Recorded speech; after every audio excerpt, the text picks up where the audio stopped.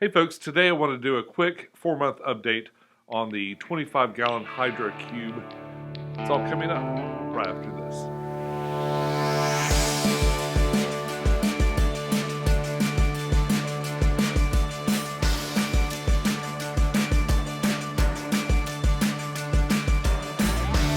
Hey YouTube, this is Pecktec, and it's been about 4 months since I set up my 25-gallon Hydra cube.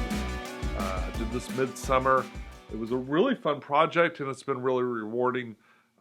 Most of the plants and stuff I have in here basically came out of the Fluval Flex 15-gallon.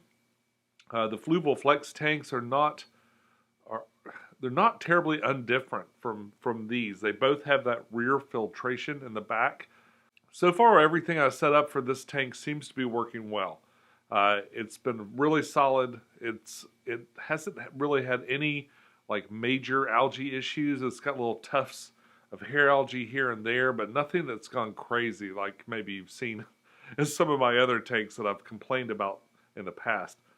You can find the Hydra tank in many different other versions of it. I've got a 10-gallon version of it going too. It's not looking quite as well as this one is, but they've got a couple of different versions of this tank on the 7-port site, and I'll include a link down below for you to check it out. One thing that's really nice that I like about this tank is it's got the ultra clear glass. It's very, very clear glass. If you look kind of down the sides of glass panes, a lot of times you'll see like a green hue to it, and that's because they have a lot of iron in the glass. This has a low iron glass, which gives it a really, really nice transparency to it. It just maybe makes the colors look a little bit better.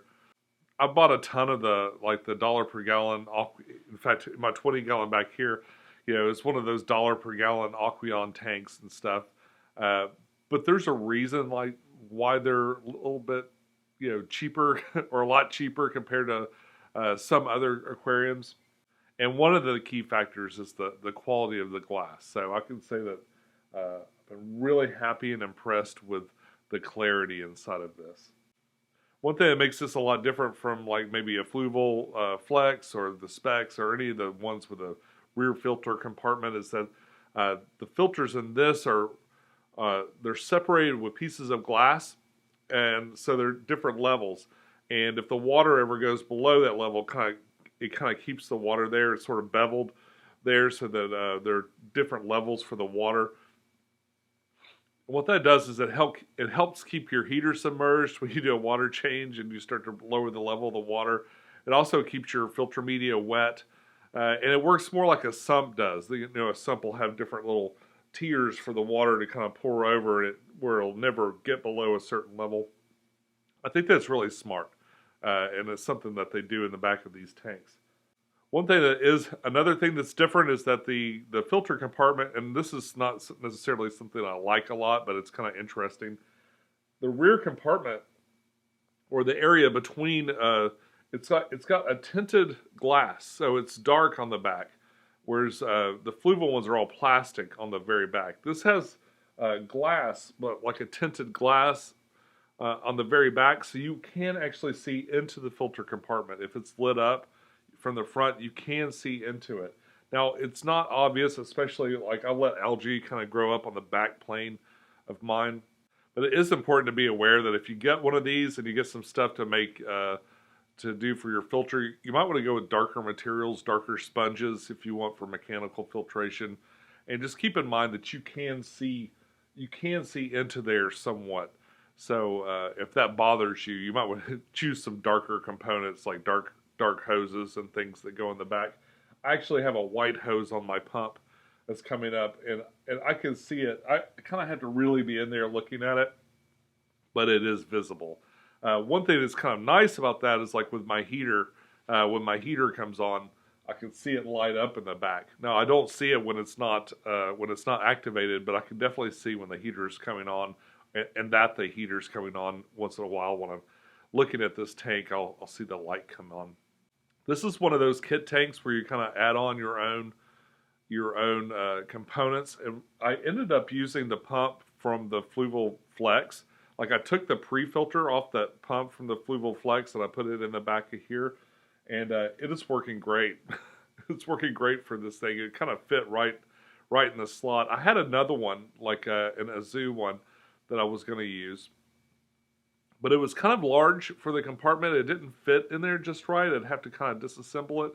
And I liked the other pump from the Flex. They're kind of like those bigger pumps. One thing I don't like about those pumps from the Fluval products is that they have this pre-filter on it, and that pre-filter gets clogged, and then pretty soon it just almost stops running. Like, it gets really, really slow.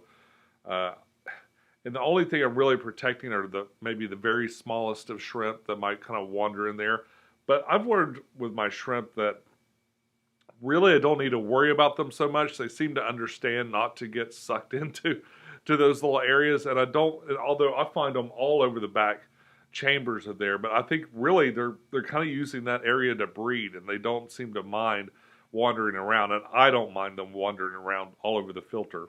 It is worth having a look back there before you do a water change, so you don't strand somebody up on a sponge someplace. But for the most part, that hasn't been an issue at all. And I haven't felt the need to really block off the back areas to kind of keep them away from it. So 7 Ports is sending me another tank. It's going to be I think it's a 43 gallon. Is that right? It's a little bit over a 40 gallon tank. I chose not to do the rear filtration this time. I want to do a canister filter instead. I just like the flexibility of that, and I want to be able to intercept the tubes, because I'm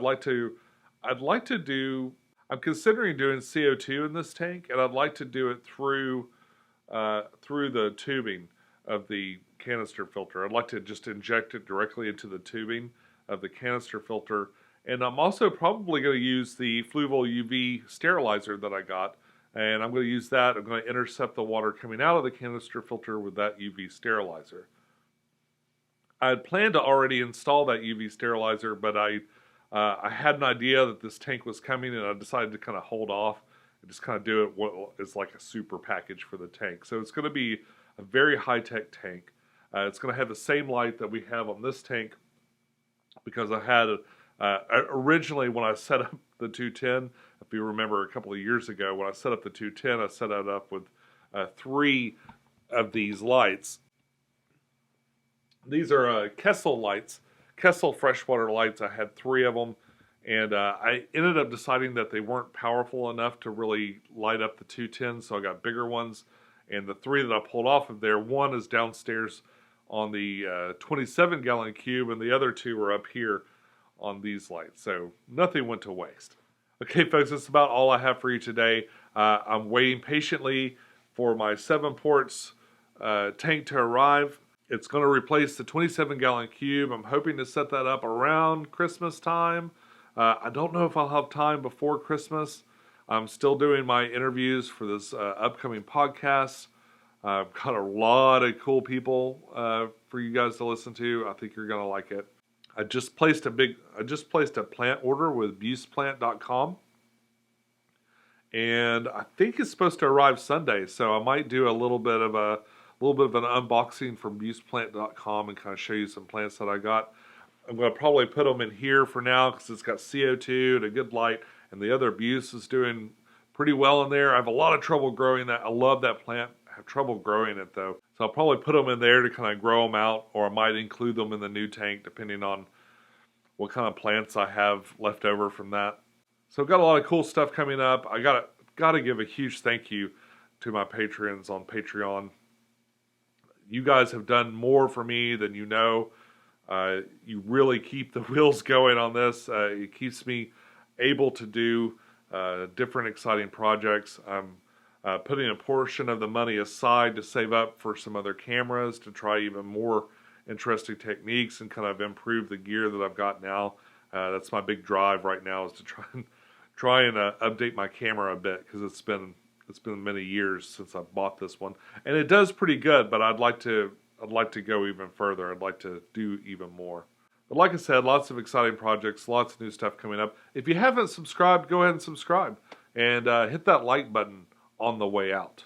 Until we meet again, follow your bliss, keep a clean tank, and I'll see you soon. Bye-bye.